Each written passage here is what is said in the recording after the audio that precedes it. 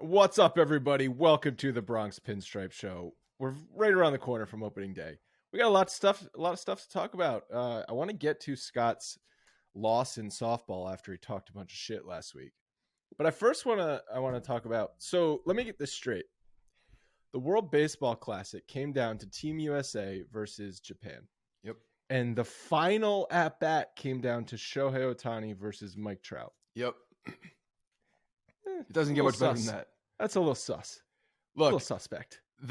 It's just baseball figuring itself out is what it is. I don't know. Might be fixed. Showcasing the WBC. The fix might have been in for the WBC. It's the script. It's the NFL script for the WBC. That is literally the script. Literally the script going into the WBC was Ohtani versus Trout. Yeah. Let's showcase how Ohtani is the best two-way player since Babe Ruth, and he strikes out Mike Trout with 100-mile-an-hour gas. So talking about Ohtani comparisons to Babe Ruth as well is like they talk about two-way player. I don't think I've realized that Babe Ruth only had 2 full seasons of being a dual player, whereas Ohtani now is he getting into his 3rd season now? And this guy in that last at bat, I want to talk about that last at bat because that last at bat was ridiculous. He made Mike Trout look like a little leaguer, and it was so very obvious who the dominant player was. I mean, after the first couple pitches, I didn't think Mike Trout had a goddamn chance. Ohtani's sitting back there, first of all, coming in relief, hasn't done that, I think since they said high school or something, hasn't done it in a while. And he comes in there and throws a slider. I'm going to go through the pitch sequence. First pitch, slider, tails off out of the zone, 1-0 count. Comes back, says, fuck it. 100 miles per hour, down the gut, Trout swings and misses. Third pitch, 100 miles per hour off the outside of the plate, ball. Shows another 100 miles per hour pitch. Fourth, down the gut again. F it, get the count even. Trout can't touch me. And then fifth pitch, 102 that is spiked to the dirt. Let's just change it up a little bit. Change the eye angle. Make sure that you see something low in the zone, because then he sweeps a slider that was beautiful at the outside of the plate, and Trout just swings and misses it again. And guys have a stat in here with Trout has only swung 3 times within an at-bat and missed 24 times in his career. That's insane. And Ohtani just walks in dominant. Not to mention he gets on base. He becomes the he's the MVP. Batted 435 with 8 runs in, a home run, 4 doubles, and then pitched 9.2 with a 1.86 ERA and 11 strikeouts. That's ridiculous. The fact that Aaron Judge won the MVP last year is a goddamn miracle. Like he had to have the greatest offensive season from a right-handed bat in the American League in order for that to happen, because this guy is a freak. Well, the thing working against Ohtani for MVP is that sometimes, for whatever reason, in a given year, writers are like, oh, your team sucks, so you can't be the MVP. But then it's like every other year, they're like, oh, nope, just kidding. We're just giving it to Mike Trout or Shohei Ohtani because they're the best. I'm just glad that Judge got that win in there for getting the MVP. Well, he's going to have to hit another 60 home runs. No, it's already been done. Home runs, he'll get it. No, because it's been done now. If Ohtani's going and playing full seasons from both sides and he's pitching to a number 2 starter level, he's not going to lose. He shouldn't. If Judge backs up his season last year with another 60 dingers, I think he wins the MVP again. I don't know, but otherwise he's not winning the MVP because Ohtani is just that freakish. He's that creative player in MLB The Show where you're just like max out everything. You can't even create a player like that because can you not? I haven't created a player in like 20 years. I don't have MLB The Show. I'm talking on my ass. All-Star Baseball 99. When I used to create players in All-Star Baseball 99 on N64, you could do that. Yeah, he's fun to watch. Every time I see him, especially I'm just more impressed. But on this massive stage, you could tell that both sides. Look, the whole tournament I thought was really good. It was really good. It was a lot of fun, and I'm excited for the next one. I wish they'd do it more often. That comeback, the Japan comeback against Mexico the was other day awesome. It was such a good game. Such a good game. And the other thing from last night too, the game goes down to the last at bat between the two. You just covered that. Fantastic theater just for the whole thing. But Schwarber's at bat in the 8th inning was unreal. The guy basically hit 4 home runs to the right side of the foul pole. Just mashed a few balls. You could see in his face that he was frustrated because he wasn't back on it, and then just tees off. And oh, by the way, it's against you, Darvish. So no slouch there. Just again, great theater, and that was fun to watch. He smoked the ball into the right field stands, as he should have. I've never seen someone deserve a home run more in an at bat than Schwarber did right there. So the concern I have for the WBC going forward is because there were some pretty high profile players get injured this year. And so teams and players we just might not get the talent going back. Just I don't teams agree can't with take that risk because guys get hurt in spring training. You could get hurt in spring training just as easily as this. There's really no, it's not just as easy. It is just as easy. Altuve got hit. He got hit by a pitch. You're telling me that a guy from rookie ball who's in spring training sitting in hit Florida by a pitch can't get hit by a pitch? The percentages are higher. Hit by a pitch is a fluke, of course, but just like you're not exerting the same amount of effort in a spring training game as you are in a WBC game. Like Shohei Ohtani's not throwing 102 miles an hour if it's March 21st for Angels spring training. Right. He's just not. No, but their guys are gearing up a little. It changes your prep a little bit. I think it's complete bullshit. What you're saying, just that narrative, I think is completely false. I hope it doesn't happen because I want the players to play. Like I wish Aaron Judge was playing on the US team. Like, even though I don't want Aaron Judge to get hurt, I would have enjoyed the game that much more last night and enjoyed if Aaron Judge was on Team USA, because that would have been great. He's the best. Aaron Judge and Shohei Ohtani are two of the number 1 and 2 best players in baseball, if you want to call it that. Yeah. Mike Trout's no longer the number 1 player in baseball. He's still great, but he's just not anymore. Not after that at bat. How much? I mean, it was cool because it was Ohtani versus Trout. They're the same team, blah blah blah. But I mean, it would have been even cooler if that was Aaron Judge instead of Mike Trout hitting. No doubt. It's a great showcase of the game. The numbers, when you look at the global numbers of watching it, are crazy. When you compare them to like the Super Bowl and other games, I saw a comparison to Judge's final home run game and the amount of people that were tuned into that compared to some of these semifinal games. Even it's crazy. They're like World Cup numbers. So it's fun. I think it's very good for baseball. And it's, what it's also good for is showing the American fan the culture of some of these other fan bases, because these other fan bases, like, frankly, they do it better. They do. They have a lot of fun. There's music playing, there's instruments going, they're constantly engaged in the game, and it's life for them throughout the whole thing. It's not just sitting on your phone, socializing and not doing that. Like that's one of the problems I have with some of the crowds. Obviously with a big game, everybody's locked in, but these guys are just, they have so much fun in the stands. It does feel like a soccer atmosphere almost. When you see some of the fan bases in the Caribbean and overseas in Japan and Taiwan. It's just electric. I think it's all very good. And it got me juiced up. Yeah, so you were saying that before, that it got the blood flowing for baseball season. That is one thing that the WBC happening in March can do, is it sort of jump starts that, because you get that rush of excitement in the first couple weeks of spring training, but then it just dies down. You're like, oh right, more exhibition games for the next 3 weeks until the real opening day happens. But like last night I put an FS1, like that's a legit baseball game that's happening on March 21st. So really cool. I know I said earlier a couple weeks ago, like, I would prefer it in July. I think I still would prefer it in July if that meant more players could play. Just because maybe the Yankees and Judge, for example, would be more willing to play if he's just in midseason form. And if anything, it's going to be a 2-week break. So teams don't want their guys sitting for 2 weeks. So you want them playing competitive baseball. You just skip the All-Star game. That's basically 5 days right there anyway. So you're really only skipping, call it 11 days or whatever of the season. That could be an idea. I've also seen thrown around November as an idea. I don't know how that would work, because I think you'd have even fewer players playing after the season. They just want to shut it down and get to their off season. Yeah, it's such a long season that's the biggest problem, is that the baseball That's season, what World Cup does, though. I mean, that's what the EPL league. Yeah, but how many games do they play in a particular year? I don't know. I think they play like, I don't know. The EPL season is so confusing. They play every weekend, but then they also play like these side cup matches throughout the week. So they're playing like 3-4 times a week, I think. Really? That often? I think so.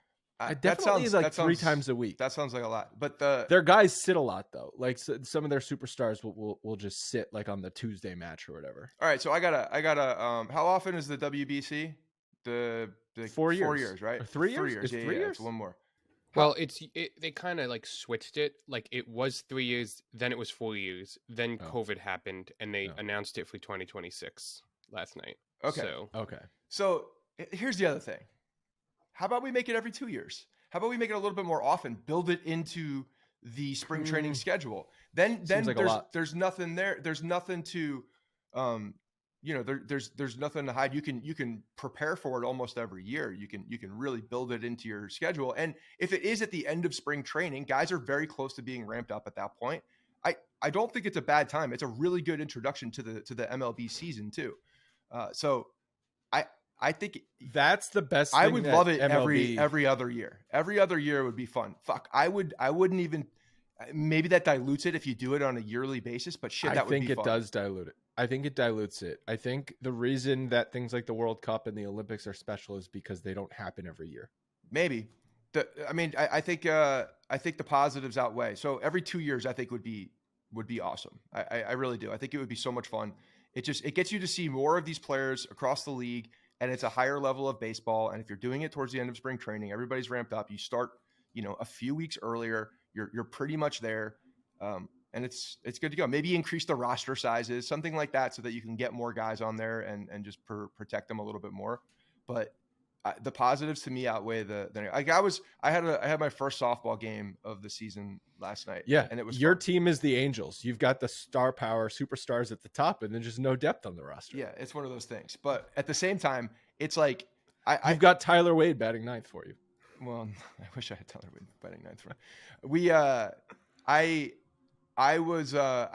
So after the game, I drove way too fast to get home so that I could watch the 6th inning on of the game. I was fired up for it. And you don't do that before the season. Even if it's the first month of the season, I'm like, all right, I might go out for a drink and then watch the Yankees first few opening day. Games. I mean, you do it for opening day. You don't want to miss first pitch. Not opening day, but it's usually not at night either. You know what I'm saying? So April 7th, you're not.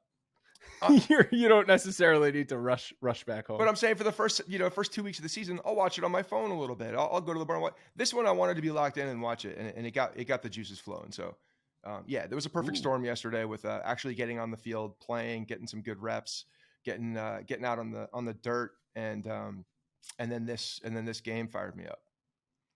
Good point by Ilya. Last time Japan won the WBC was 2009. What else happened in 2009? Alex Rodriguez last season? No, that's not true. Alex Rodriguez. not even close. Alex Rodriguez's best postseason. Yankees win World Series. All's good.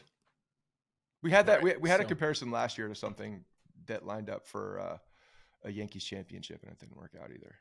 Well, you can just find one every year. Yeah, there was a big one last year, but I don't remember what it was. Anything else you want to mention about your softball? Oh, there's a vacuum out there playing shortstop. Vacuum. I thought you said you played second.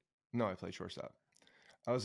It's funny because I still use my middle infield baseball glove. I'm using an 11-inch glove out there, and it's a 12-inch ball. From 1988. No, from my summer league days. It's the glove is an extension of my hand, but it's so small when there's a 12-inch softball coming at it.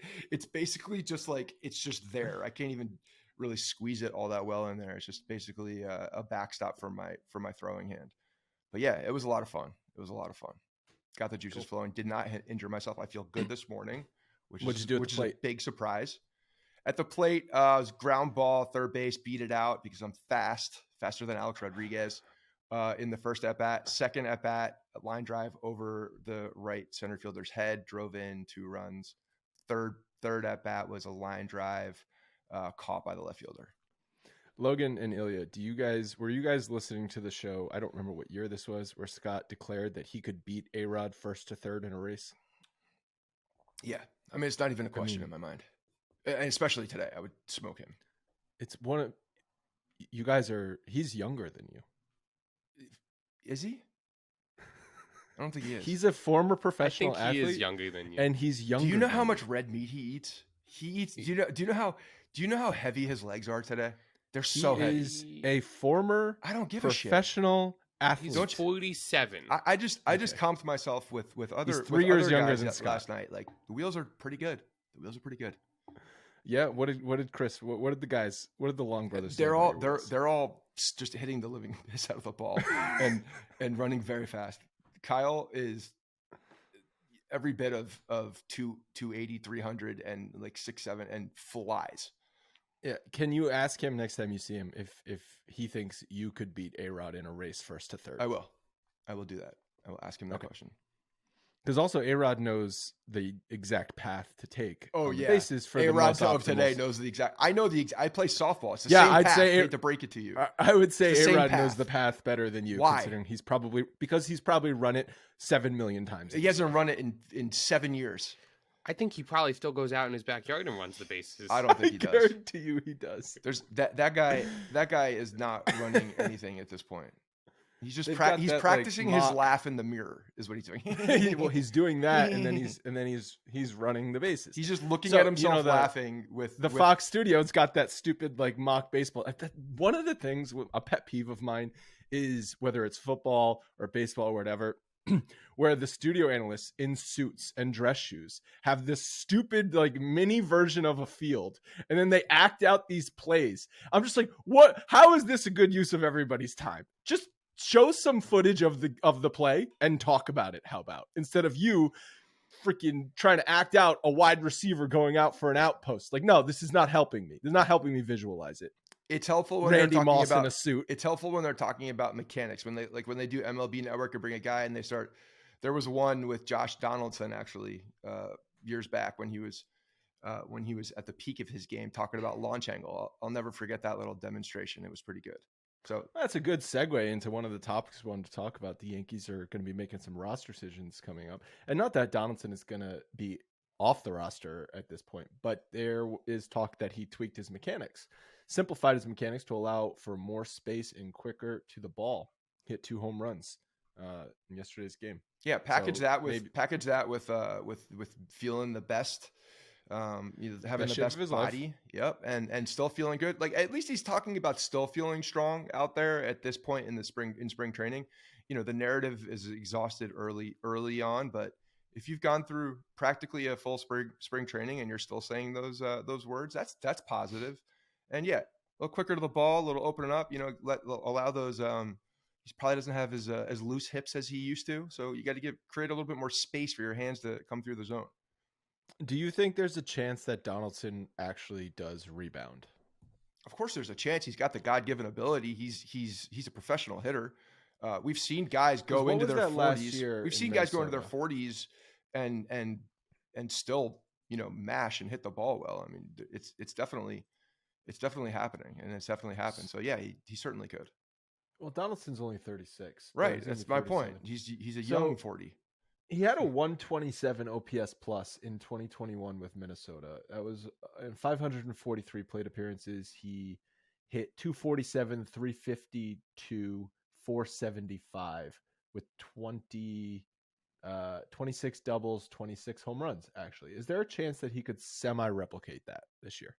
Yeah. What do you have, 15 last year? 14 or 15 last year? It was a down year, obviously. The shift is off too. He doesn't need to be hitting that.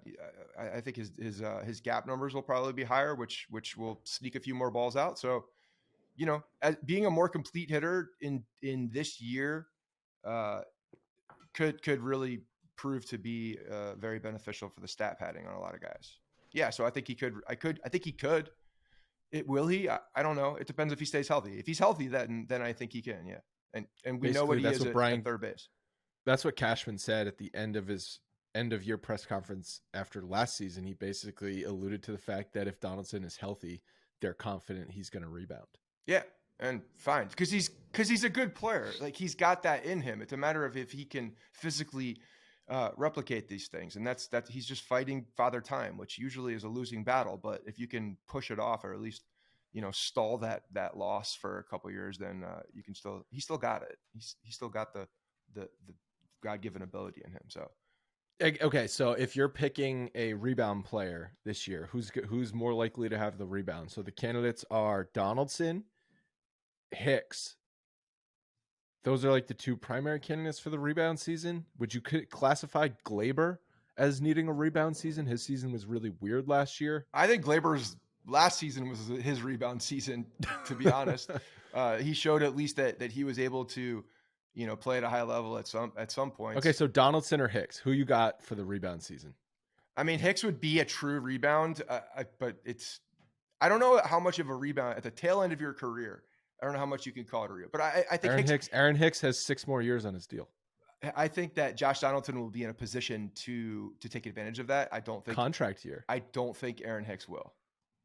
Josh Donaldson contract year. Yeah, I think he's got about a $15 or $16 million team option next year, which isn't crazy if he can duplicate something. So if he can come back, can't wait for that discussion in August for a 1-year Josh deal. Donaldson is having a decent season, and everyone's like, "Well, do we bring back Josh Donaldson next year?" I mean, shit. At the end of the day, he's going to be an elite defender for a long time. You can play defense into the twilight of your career, especially at third base, because it's such a, you don't need a ton of range on that side. You need to be able to make the plays, and he's a vacuum. So it's that would be a good thing. That would be a good thing to have, and he becomes a lot more manageable at that cost. I know Hicks doesn't have 6 years left. I was exaggerating. He's got 3 years left. So Chris Kirshner and Brendan Cuddy in The Athletic, they did a mailbag, and there was one thing I want to read for you that I found interesting about the shortstop job. It says, from my conversations with several people around the team this spring, I never once gotten the impression that Kiner Falefa was going to be the team's choice at shortstop. It always felt like it's Peraza's job to lose instead of the incumbent. Now, if Peraza were to get hurt and is forced to miss time, then yes, I do think they'd resort to starting Kiner Falefa in this scenario. I think the likeliest outcome is for the Yankees, and Kiner Falefa is exploring a trade before the start of the season. 2 things about this. Number 1. What was the question? It seems like the question was directed towards about Kiner Falefa and Peraza. The question was about who's going to get the starting shortstop job. Okay. Yeah. What name is not mentioned there? Yeah, Volpe's not mentioned at all. Not mentioned. And so that's one thing that struck me. The other thing is basically they said Peraza's job to lose, which is kind of what we said at the beginning of spring with how Boone was talking, and that Peraza needs to basically not have a miserable spring training, and it's going to be his job with IKF as the utility man, and that's what I feel like it's lining up to be. Even though Volpe, last week we said Volpe has earned the starting shortstop job, he's had a much better spring than Peraza, but then we also learned Peraza's been dealing with vision issues, and he got new contact lenses to help him see better. So is this a what's his name, Brendan Jury situation where his vision is messing with him? Like what do we got here? Because he was pretty terrible at the plate up until recently. Peraza was. Yeah, I mean, I don't know how it's going to affect him in the actual box, but it's more about being the nearsightedness. So it's more pick things up. I think he talked about picking up signs from the catcher, things like that. I was okay. Worried, so if you can't see far away, how the hell are you going to hit a baseball? Well, because the baseball comes close, But it starts far. Yeah, but it comes really close to you. Speaking as someone who can't see a goddamn thing, yeah, it's hard to hit a baseball when you can't see. It is hard to hit a baseball in general. Probably the hardest thing to do in sports. But we'll see. I don't know. It reminds me back. I put a thing in the notes here of Brian Roberts. I've talked about this, but I found the article. It was 2005. Brian Roberts had the red devil eyes. They call it the devil eyes. It was the red contact lenses that got rid of blue light and allowed him to pick up the seams of the baseball and see the spin more clearly in there, in which I regarded at that point. I'm like, okay, that sounds performance enhancing to me. But if you have contact lenses that allow you to pick up detail and allow you to block out certain lights and pick up the white of the baseball or the red of the seam so that you can identify the spin, that's a clear advantage. Seeing is important, as you mentioned. So yeah, I hope so. I hope this is able to help him at the plate, but I just don't think he's ever going to be a bat. I think he's going to be a plus defender. That's what we know about him. And maybe he'll be serviceable to play, but I think that people are going to get frustrated with his offensive performance this year. And then we're going to see this other kid who's going to be raking in AAA, and everybody's going to be, questioning what's going on here. And I don't know how they, unless there's a clear position change, I don't know how they make this situation. I don't know how this situation ends well for one of the two guys. You know, it's a difficult spot. What do you mean everybody. how it ends well? Well, unless you're identifying that one of these guys can clearly, or maybe they think that, and just from things I'm reading and little signs I'm picking up, it sounds like they don't think Volpe is a shortstop. And if that's the case, if he's coming up and playing a different position, then obviously the two can live on the major league roster together. But if he's not, if he's a shortstop, what are you supposed to do? What are you supposed to do with Peraza if Volpe is mashing in AAA? Or what are you supposed to do with Volpe if Peraza's up there and plays and plays adequate, or hits the ball adequately and plays stellar defense? What are you supposed to do then? You keep Volpe in AAA the entire time while he's clearly identifying that he's hit every level, hit in spring training, hitting in AAA, and you have some uncertainties in other positions. It's going to be an interesting storyline to see what they do, because if we see Gleyber slowly come out of the gate, like there's no long-term commitment to Gleyber Torres. Could that be a move where Volpe does come up and play second base? Maybe.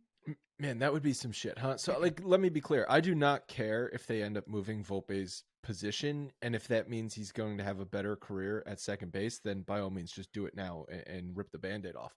But wouldn't that be... But they can't do it yet because they have to hedge their bet with Peraza, because if Peraza doesn't work out, they need a shortstop. But my point is, if they couldn't have just learned this spring that Volpe's not a shortstop. No, right? This had to have been something that they have been evaluating over time. For sure. So if that was truly the case, again, how do you let 2 off seasons go by with superstar shortstop after superstar shortstop on the free agent market and not sign one of them? Well, because I think they have, of the 2 players, they believe they have their shortstop. That's why. In Peraza? So if Peraza... I don't know. What do you think the feeling of is Peraza? He's going to be the starting shortstop for the New York Yankees coming out of spring training. So if you don't think they have everyone has been okay with that, I think everyone has been okay with that because they just think he's going to be the starting shortstop until Volpe is the starting shortstop. If Volpe ends up being a starting third baseman or starting second baseman and he's an all-star, cool. But then if we're in the same spot at shortstop in 2024 where we don't have one, it's like all of these shortstops you could have gone and signed. But what you just said makes no sense to me. Because if he's going to be, he's a young prospect. It's not like he's IKF that he's going to play shortstop until Volpe's ready. Peraza is a top prospect in the shortstop position. Also, you can't just assume that the guy that's the same age as him that is in AAA is just going to take his position at some point, because you can't. If he's AAA great for the whole season, if he's mashing. But we just said, like, Peraza's a glove. He's probably going to be pretty average offensively. That's not what anyone wants at shortstop, even if he is a great glove. That's a nice player. So then what are we doing? Why not just play Volpe then? If they don't believe he's a defensive shortstop and they're not comfortable going with his defense at shortstop, or maybe they're trying to protect him because they love to protect their prospects. We don't want to call him up and expose him, have him, struggle in the field. Even if he is hitting, if he's struggling in the field, that could weigh on him and it could end up derailing him. Right? Like, we've seen that before. I think that the New York Yankees feel good about Peraza as shortstop. And because of that, Volpe has, to get him into the major leagues, there might be an option for a position change. But what you're saying is that they had this opportunity. If Volpe is not the shortstop, should have signed a shortstop. They could have gone out and gotten somebody. But clearly they believe that one of these two guys is their starting shortstop into the future. And maybe one or both of them have the ability, because if Peraza is a starting shortstop, they love his glove defensively, he could certainly move to second base as well. He's a guy that could do that. Volpe, they're saying, maybe is a better suited for second base. And again, this is not what everybody's saying. There's a couple of scouts talking about him and his arm. But yeah, I think he's got an adequate arm enough. And I think he's got the body. Especially as he's getting older, probably more for a third. I could see him at third base too. This is going to be one of the things we look back on. Brian Cashman, one of them. I mean, we didn't talk about this in the history episode. I guess we'll have to do like a third episode for the history. Start with part 11 in a couple years. But we said this. I mean, this is Cashman's reputation on the line. if he passed up all those shortstops on the free agent market for 2 years, and then these shortstops don't work out, that's a huge swing and a miss. Trey Turner, 5 home runs in the WBC, electric. The kid is just electric. He's so good. He's so good. Turns a lineup over better than anybody in the game. He was available. Yeah. Swanson was available. Correa was available twice.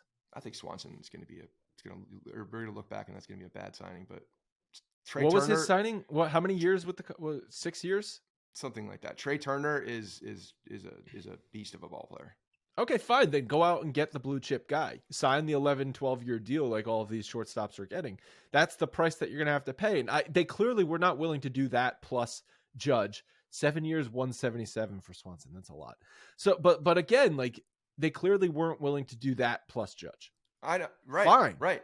And they believe then they don't have their miss. Then these shortstops better. I just wonder what you're going to do with the other one guy. Of these shortstops. I just wonder what and there's a bit of indecision for me from the organization. Yeah, because they're hedging their bet. They don't know which one is actually going to be the shortstop, and they rather not trade the wrong one and just figure out which one works out. Right, but the right one's Volpe, which is fine. I guess that's fine. But the right one's Volpe, and everybody knows it. Not if they have questions about his actual play at shortstop. There were a lot of questions about another shortstop, and defensively, does he have a strong enough arm? Does he have the range? Does he have all these things? It worked out just fine. He's a gamer. There's a Hall of Famer that played. No one ever questioned Derek Jeter's arm. His arm was. It was the range. Yeah. Anything else you want to mention on the shortstop? I mean, we'll have an answer soon. I feel like we've been talking about it all spring. I'm glad I can watch MILB games, and I'll watch at least 3 this year, so that I can watch Volpe destroy. You only have to watch 2. AAA. No, I'm gonna watch the over under at 1.5. I'm gonna overachieve. You're gonna double it. Yeah. You're gonna double it. Yeah.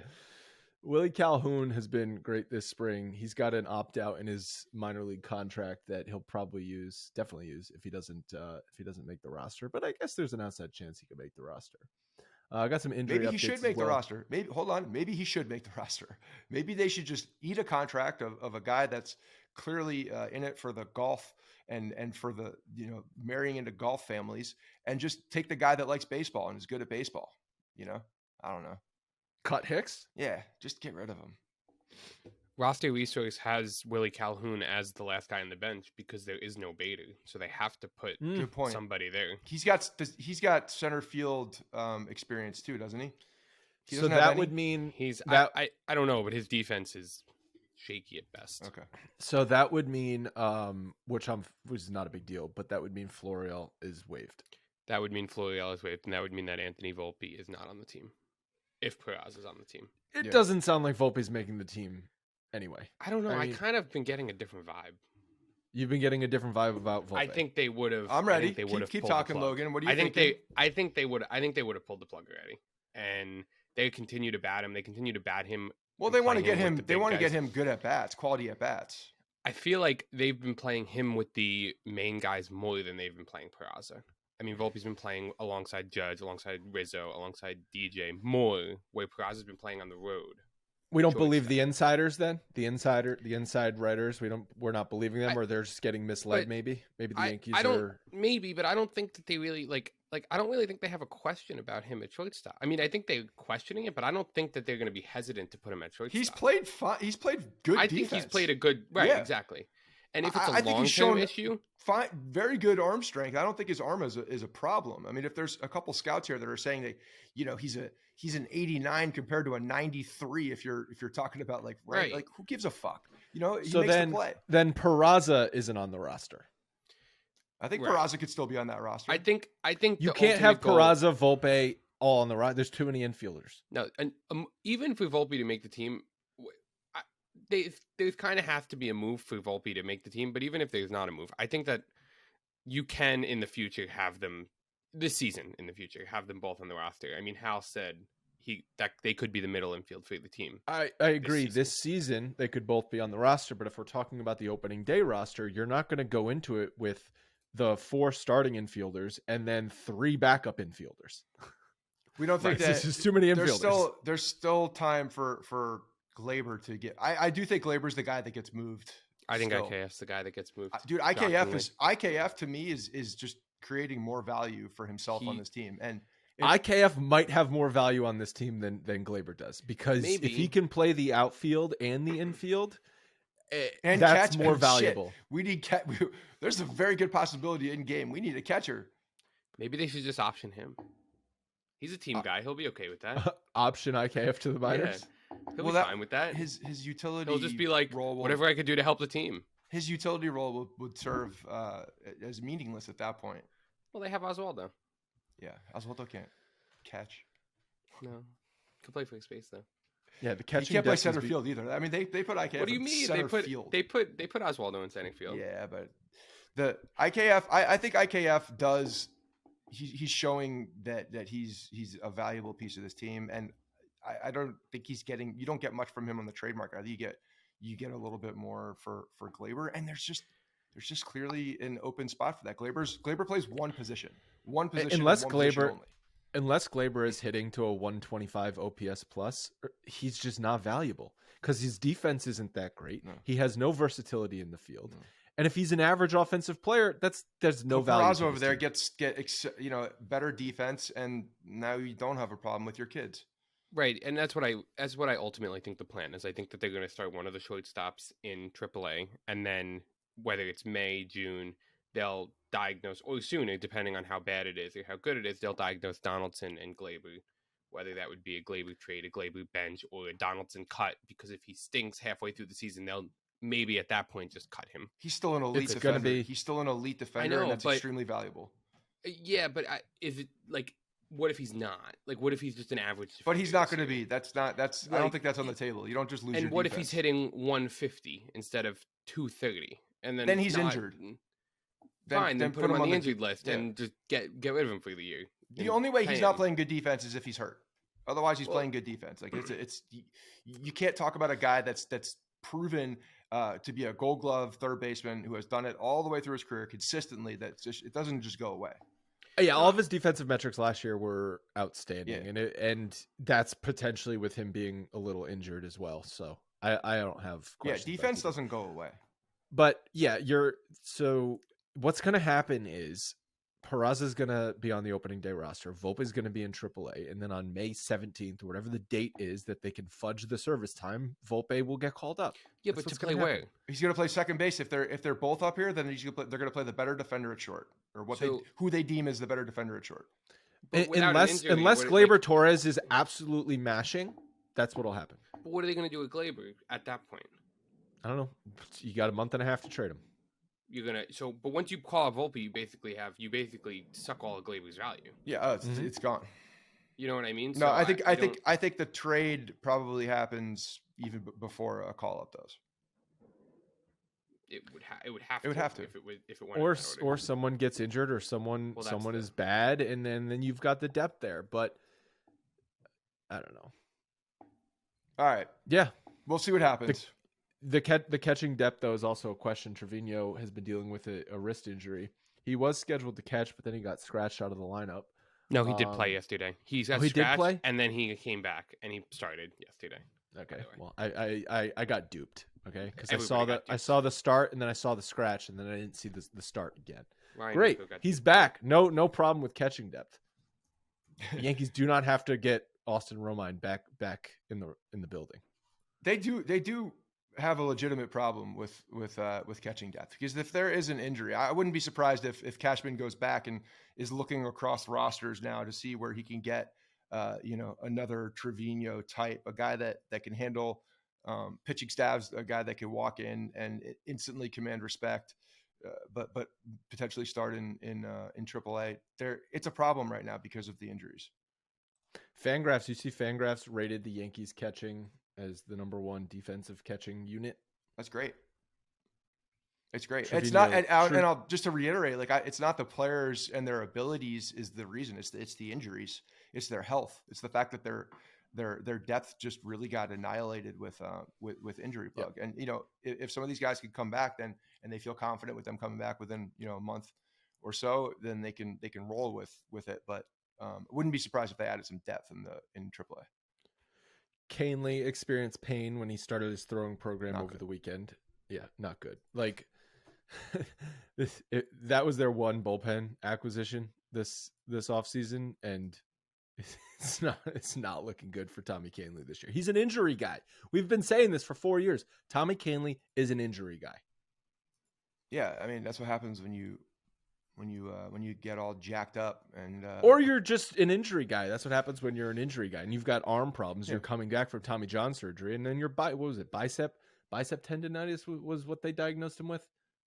Yeah, the fact that he's experiencing pain still. I mean, I assume they're going to shut him down for an extended period of time, and if we see him back, we see him back. But it wouldn't surprise me if we don't. And it's unfortunate. I feel bad for him. I really do. It sucks. And he's a good pitcher, and he's definitely a good energy guy. So also Rodon started playing catch. Positive. Yay. Playing catch. Positive. Feeling good. Also, guys, coming back from injury, Nestor Cortes, they actually had him start Saturday instead of Sunday so they could get that extra start in spring training. And then did you guys say Boone announced he's going to start the 5th game of the season?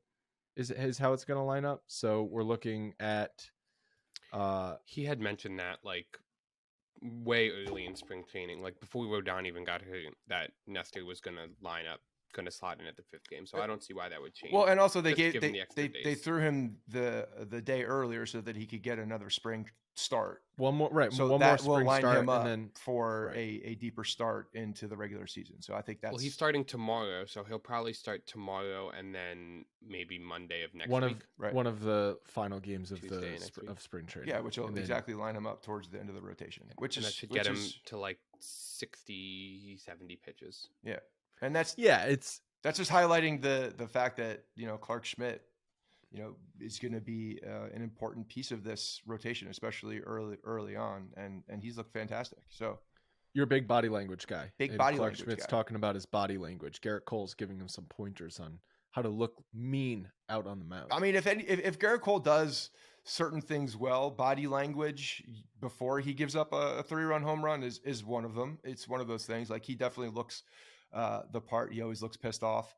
But he looks confident. So yeah, Clark Schmidt pacing around the mound, making sure that he's feeling in his own head the part. You got to have confidence. You got to have confidence out there. And when you have the physical ability and now the tools that he has, and you were including that cutter in his repertoire, get a little confidence behind that. You get a little swag. I like it. He was fantastic. Retired all 15 batters last week when he was going up against the Pirates and was using everything: slider, sinker, knuckle, curve. That new cutter that he's gaining a lot of confidence is becoming a good plus pitch. That cutter is a game changer for him. I've said this 100 times on the show already, but it is a game changer. And if he can execute that well, it gives him something to work off that fastball that now, he's got a lot of things that he could throw. The kitchen sink. He could throw the entire kitchen sink at these guys. Who is, in your mind, the worst body language pitcher? Michael Pineda. That's exactly who I was thinking. Michael Pineda, worst body language pitcher. But yeah, worst body. I mean, maybe of all time. On the current team, worst body language guy. That's a tough one. I'll have to come back to that. I got to think about it a little bit. No one jumps out at me as just having terrible body language when they're pitching. Like, because bad body language is basically looking defeated or really frustrated with your position players or whatever it was. So funny, ironically, when Gerrit Cole does give up the 3-run home run in the 5th inning, body language after that home run, terrible, wears it. And then you're like, oh, he's going to walk 3 guys, give up 2 more home runs, just completely shook. So it's like before he's like, yes, you've been shitting on Gerrit Cole. I do. I don't know why I like doing it, but I do. It makes me feel better. He does bother me at certain points. He really does. He bothers me. I don't know why he bothers you, but he does. Do you know why? It's the same reason he bothers me. Expectations. It's because exactly he was signed to be a top 2 starting pitcher in baseball, and he has not been even close. Yeah, still a very good pitcher. Still a guy that I should really like. But he does bother me. There's something about him that bothers me. Kermit voice doesn't help. It's the fact that he has not been as good as advertised. Yeah, he's been good, but not as good. So yeah, body language before home run, after home run. Hopefully Clark Schmidt's talking about like the first 5 innings or first 4.5 innings the body language chart. Speaking of Gerrit Cole, he was asked about his opt out, which he can do after the 2024 season, which means he would leave 4 years. Yeah, he would leave 4 years and $144 million if he opted out. He would be 35, which is comparable with Jacob deGrom, who just signed with Texas for 5 years and $185 million. So basically, Cole, it's 1 year and slightly more AAV. But there is something in the contract where the Yankees can void the opt out by adding the what would be the 10th year on the deal, which basically would then match what deGrom got, which is probably going to happen. Yeah. Because again, Cole and his agent is going to look around and say, this is what happens when you opt out at 35 years old. This is what you will get on the open market. And maybe even Cole would probably get more than Jacob deGrom on the market. Yeah, because there's injury risk with deGrom. Big injury risk with deGrom. So Cole could be potentially looking at a 6-year deal if he opts out after the 2024 season, assuming he stays healthy for the next 2 years. So I expect the Yankees to exercise their. Yeah, cool. Can we talk about that in 2 years when the options? He was asked about it, and he said, "I'm not even thinking about it." Well, no shit. I hope he's not thinking about it. The fact that question was asked to him about now he's thinking about it. Yeah, now he's thinking about it. But an option in 2 freaking years, you got to play 2 seasons before this thing kicks in, and you're asking a guy to think about it now. It's ludicrous. It's a stupid question. 2 seasons. Can we be better about that? Can we be better about how many home runs is he gonna? How many home runs? What that he's going to allow before he opts out? I don't know. 2 seasons. Can he just come in second in the league? That'd make me happy. 64 home runs allowed. That's 32 a season. Ugh. That's what he gave up last year. Yeah, no, that's disgusting.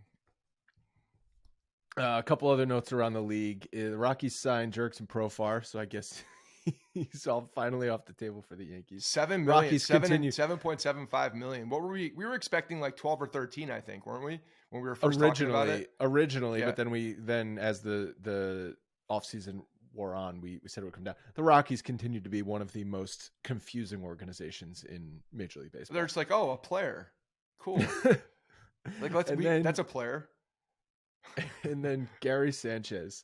Yes. So no longer playing in Major League Baseball. Maybe he's working himself signed back with up. the Dominican League.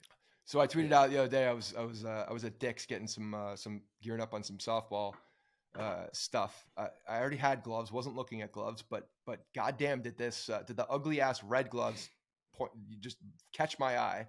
And then lo and behold, who is on the packaging for said red Franklin gloves? Gary Sanchez in a I saw that in a Yankees uniform. What? So that's probably from 2017. I mean, that packaging, that they were like, we're going with Gary Sanchez, following up his rookie 2016 season. And then 2017, he was great as well. So like, boom, put Gary Sanchez on the label. And we're still there. Can they? I mean, you can't even. They haven't sold yet. They've been sitting on the shelf for like. Yeah, they were definitely on the front years. of the rack too. Like, please, they were not on sale though. Put those boys on sale. That. Damn. But yeah, that was I was not expecting to see Gary Sanchez on package, let alone in a Yankees uniform with red Franklin gloves. So I want to spend a few minutes just sort of talking about some of the notes that we were not able to fit into the Brian Cashman history stuff, because we found so many good things, so many good nuggets that just for one reason or the other we couldn't seem to fit in the episode. But I guess, Scott, did anything? I don't even know if you've listened to the whole thing. I've gotten through most of them. Yeah, I have. I was on the road trip. I was able to. Did anything jump out to you about like the Brian Cashman story? You like learn anything new that you didn't know or just forgot about? I mean, not really. I feel like we've talked about it at such length in different places, but kind of what you were referring to last week is the his hand in the dynasty in really the early days. That was probably the one thing that stands out, because everybody has that as Stick Michael's team, and it is Stick Michael's team at the end of the day. But Cashman having a deeper role, being a voice in there, making his presence known, I think is something that you do forget quite often, and you just assume that it's not. He was just there as a gopher or just a guy that was carrying jock straps in the front office, but he had a presence on that team. Well, that's how he started. I mean, he did started start as the there, intern. but not. And at that point, he had worked himself up enough to get to a point where his voice was being heard. It's funny because we were looking for clips to fit into when he was taking the job in '98, and we used the one from, it was like the MSG halftime show where Cashman is talking to reporters, and damn, does he sound nervous. He sounds so unsure of the life decision that he is making. And now obviously whatever it is, 25 years later, he's still the GM, and so I don't think, clearly he's cool with the decision now, but it was just, that really struck me as how nervous he sounded. Well, I don't think it was because of of any uncertainty for the job. It's just it's the magnitude of the job, and for a guy like that's that, what I mean. I know, but uncertainty Working like, for George do I Steinbrenner. do That it was or that. do I not do it? But It was working for George Steinbrenner. That's what he was nervous about, because well, at Bob, that with that label, because he had worked for George Steinbrenner, but he had that label now. Now he's a fall guy. He could be a fall guy. Yes, of course. Whereas before he was not a fall guy, and I don't think he was shying away necessarily from the opportunity or the magnitude of the job. But shit, you are the last guy in there as a young guy too. You're coming in. You're gonna be nervous because you want to do. The pressure to do well. It's like it's probably the highest. If you could give any job, you go to the U.S. government and certain jobs under George Steinbrenner is the architect, the GM of the New York Yankees. Pressure wise, you don't get much higher pressure jobs. You just don't. I mean, think about it. Like, just in the 3 years before Cashman took the job, Stick Michael, who literally built the dynasty, got fired after the '95 season. Bob Watson comes in, wins a World Series in his first year, then just like Steinbrenner drives him out of the position, just basically beats him down. And then Cashman comes in and he's lasted. But if Cashman didn't win in '98, '99, and 2000, he's probably out of a job. Yeah. That's true. But yeah, so I think that was the biggest thing. So hit me with some cutting room floor. Yeah, stuff. so there was just a lot of good stuff. The first thing I want to talk about is, I guess let's start with I mentioned this briefly. Cashman's signing of Alfonso Soriano out of Japan. So Soriano spent the '96 season in Japan, basically equivalent to their minor leagues over there. And then he briefly got a call up in the professional Japan League in '97. And he just wasn't happy. He wanted a raise, and they wouldn't give it to him. He hired Don Nomura, who is famous for helping Hideo Nomo and Hideki Arabu come to the United States. And the whole argument there was that Soriano was a minor when he signed his contract, so that should be void. That didn't work. So what they ended up doing is they were going to have Soriano retire, and then he could then become a free agent in Major League Baseball. But that was viewed as a loophole. So eventually, all of this leads to the posting system that was established because of these, messed up rules. But Bud Selig stepped in and said that Major League Baseball will recognize Alfonso Soriano as a free agent. And so Cashman ended up signing him to a 5-year deal and $3.1 million. And we know how good Soriano turned out to be. So that was like one of the cool underrated signings that I don't know if a lot of people knew all the details behind it, but that was an awesome signing by Cashman. Yeah. It's funny when you look back and how they orchestrated and how they navigated, is the better word, the international market. They had no idea what they were doing basically at the early onset of it. So yeah, that's an interesting story. With what they were talking about just to get him. Baseball's always looking for freaking loopholes. I guess all sports are, but they're always looking for loopholes to get a guy on a deal or just to sign a guy outright. Another one is the 2000. I also have my Alfonso Soriano bobblehead that unfortunately was the victim. When is that from? I don't know. I just have it. I've had it for. I don't think it was a giveaway. There's no like sponsor or anything on it, but unfortunately we had an accident and he's depleted. Is that a Soriano bobblehead from like when he was with the team up until 2003, or is that maybe when he came back briefly? It's probably when he came back. I'm looking for a date on this thing and I don't see one. But probably when the Yankees might have done a Soriano giveaway bobblehead like in 2014 or whatever when he came back, just capitalizing on that marketing, because Soriano was pretty good when he came back for that brief stint. Yeah, well, and a fan favorite. So, oh yeah, by the way, Logan put together an amazing YouTube video. Part 1 is up on our YouTube channel, Bronx Pinstripes. Go check it out for the Cashman episode, and part 2 will be coming out soon. So if you listen to it, I think there's still value in going to the YouTube video to watch it as well. But if you have not listened to it yet, go check it out on YouTube. The other thing I want to talk about was the 2000 trade deadline. That's when they got David Justice, which was an amazing acquisition for the Yankees. Legitimately, I don't know that the Yankees win the 2000 World Series without David Justice's bat. He was that good in 2000, and the Yankees offense was really struggling at that time. But Justice was their third option at that trade deadline. The first target was Juan Gonzalez. Apparently, a deal was done, but the trade fell apart when Gonzalez rejected a $12.5 million one-year extension from the Yankees. Gonzalez had already signed a massive deal, $17.5 million AAV. He had a no-trade clause. He was a 2-time MVP. The Yankees loved Juan Gonzalez. The package to Detroit was going to be former Dallas Cowboy great Drew Henson, Ricky Leday, and Randy Kessler. And that deal fell through. So then the Yankees pivoted to acquire Sammy Sosa. Mm-hmm. I just completely forgot that Sammy Sosa was potentially a Yankee here. This was also being discussed when the Yankees were talking to Juan Gonzalez, and Ilya ended up finding some stuff that maybe they were playing the two deals against one another, and that the Yankees were not really in on Gonzalez. They just wanted to motivate the Cubs to get them Sammy Sosa. Steinbrenner loved the idea of Sammy Sosa as a New York Yankee, just like obviously what Sosa did in 98 and just becoming one of the faces of baseball, just getting that marketing machine in the Bronx. The Cubs were asking for an absolute haul, though. 5 of the following players: Soriano, Henson, Leday, Kessler, Jake Westbrook, who you might forget was a New York Yankee prospect, David Walling, and Ed Yarnall. Ed Yarnall, you might remember from the actual episode, was somebody that they acquired for Mike Lowell. And that was a bad trade for the Yankees. Yeah, they whiffed on Westbrook too. Obviously, he went and played with Cleveland and was a good major league starter.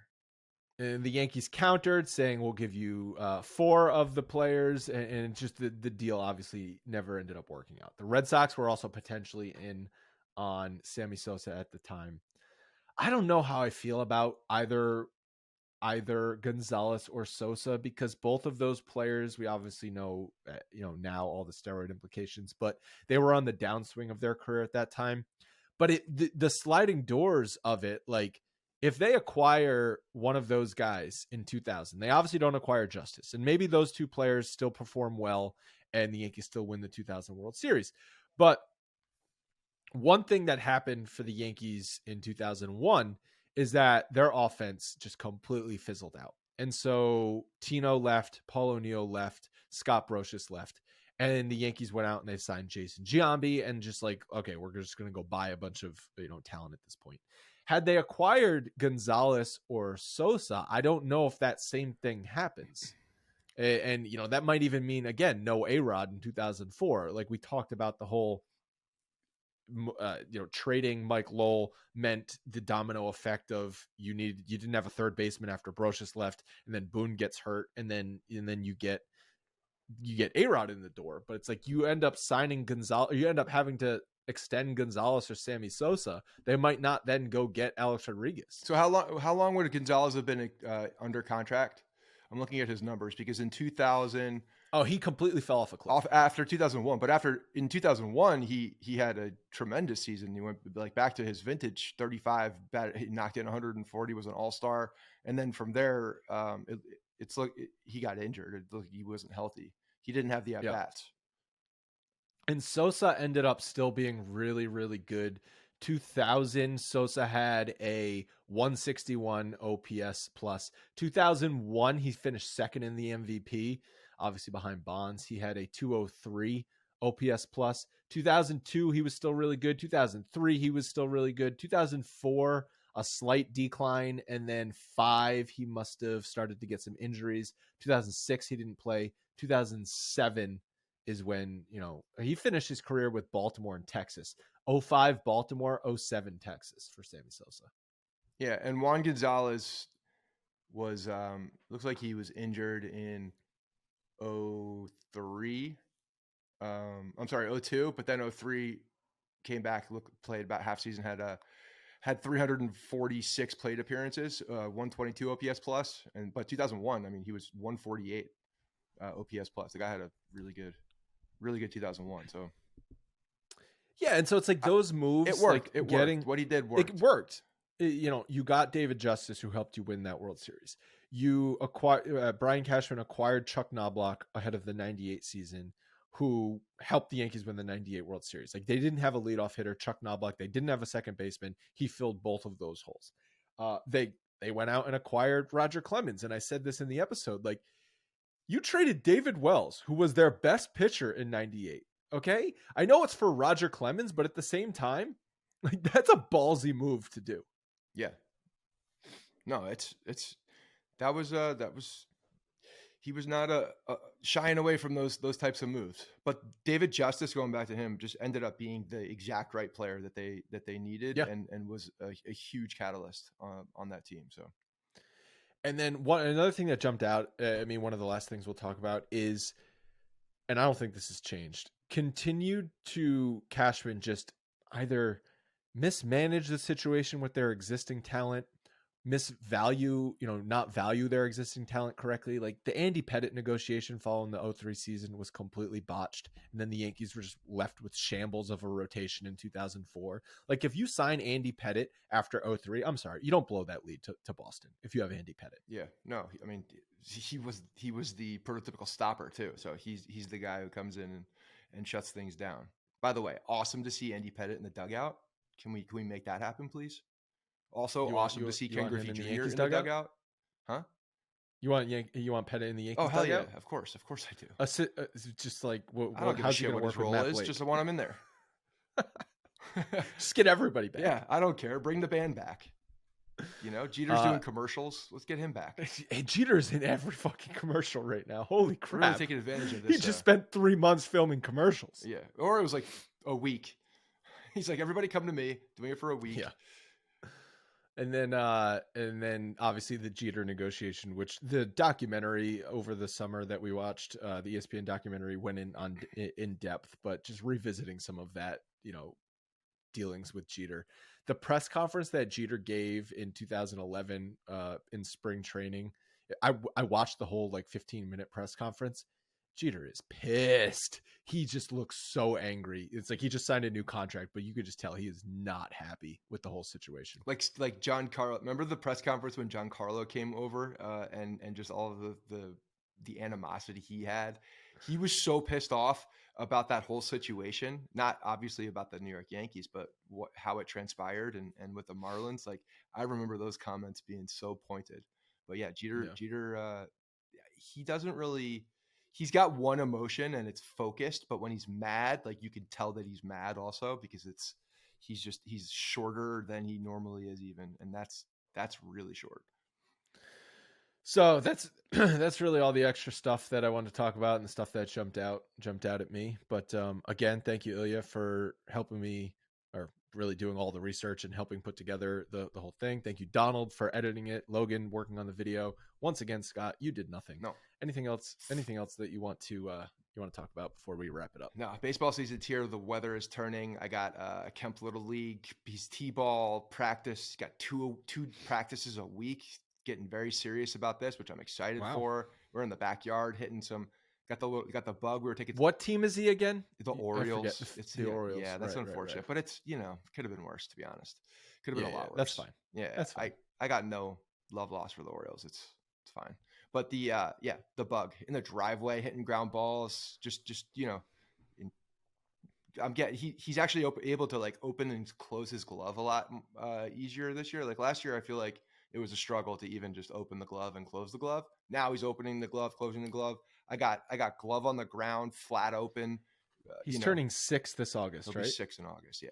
It's like you see the corner turning about, him thinking about things and then actually doing the things. So I'm excited for this year. I think it's going to be a lot of fun. Is T-ball just like a mash of kids out in the field? Because I remember in Riverside Park, which is by where I used to live in the city, I would see these T-ball practices and it just looked like the most chaotic thing. There'd be 40 kids out on a baseball field, just all mashed together. Yeah, honestly, the people that are running his only been one practice, and I wasn't even there, but I heard what was going on. We were still in Denver, but his coach, they have like three, four coaches. They're running stations. They're doing all the right things. They're keeping the attention span there, and yeah. So I'm excited for that. So yeah, it's not as disorganized. It's not disorganized, but it's about the attention span. It's like keeping their attention at that age is the biggest thing. So. That's why having stations and keeping them moving, keeping them active is important. If you have guys if you have them just standing in there, and sometimes you see coaches who don't have a lot of experience, hey, go out in the field and they just let kids hit. It's so boring, and they get zero development because they're out there picking dandelions, throwing dirt bombs, and the kids are half the time they'll try to pitch to these kids even though it's t-ball early days, and that just drives me insane. So I'm appreciative that he's got some good coaches who care. I'm getting like really long emails. I love it. Cool. All right, that's going to wrap it up for today's show. We will be back at you next week.